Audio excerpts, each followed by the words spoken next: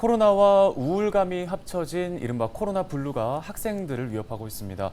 서울시 교육청이 학생 정서 검사를 실시한 결과 자살 위험군이나 정서 위기 관심군이 적지 않은 것으로 나타났습니다. 네, 학생들의 정서 문제에 대한 관심이 필요해 보이는데요. 단국대 심리학과 임명호 교수와 함께 관련 이야기 자세히 나눠보겠습니다.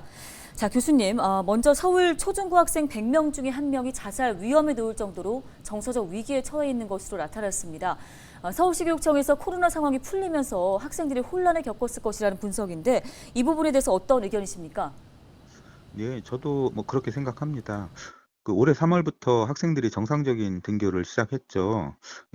초중고 학생들이 이제 2년 가까이 코로나로 등교를 못 하다가 학교 생활을 다시 이제 시작하면서 스트레스를 많이 받았을 것입니다. 가장 큰 어려운 점은 아마 학생들이 그동안 못했던 학교 공부를 다시 따라야 하는 게 많이 벅차고 힘들었을 거예요. 또 그동안 집에서 이제 여유롭게 지내다가 아침 일찍 일어나고 또 학교에서 또 촘촘하고 규칙적인 생활을 하루 종일 해야 되니까 스트레스를 많이 또 받았을 거고요. 또 상당수의 학생들은 학교에서 이제 친구들, 선생님 만나는 일도 역시 대인 스트레스가 됐을 것입니다. 사실 일선학교 선생님들 이야기를 들어보면요. 등교를 시작하면서 1학기 중에 학교 폭력이나 왕따, 또 자해나 자살 사고가 급격하게 증가를 해서 이미 학교 선생님들은 긴장을 많이 하고 계셨다고 해요. 네, 그러면 어린이나 청소년들의 우울증 증상에는 어떤 게 궁금하고요. 어른들의 증상과는 좀 다른 점이 있을까요? 네.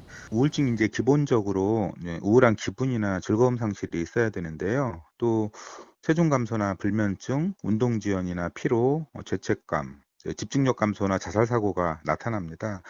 그런데 어린이나 청소년 우울증은 성인하고 다른 형태로 나타날 수가 있고요. 우울한 기분이 나타나지 않을 수도 있어요.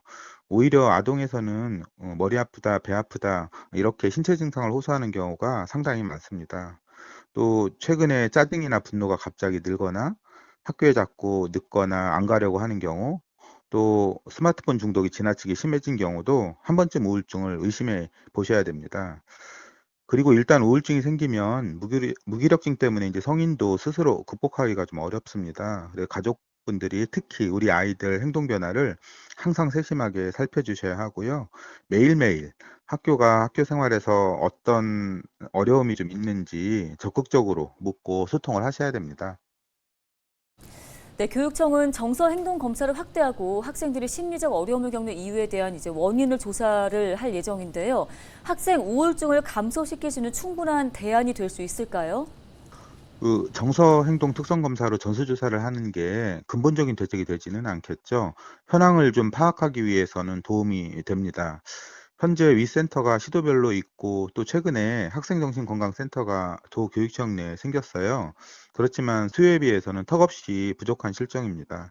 1000명이 넘는 학교에 상담 전문 선생님은 1명입니다.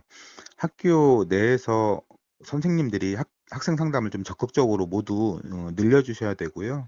또 지역의 정신과나 심리상담센터 같은 민간기관하고 또 교육청이 협력을 좀 대폭적으로 강화해야 합니다. 네, 말씀 고맙습니다. 단국대 임명호 교수였습니다.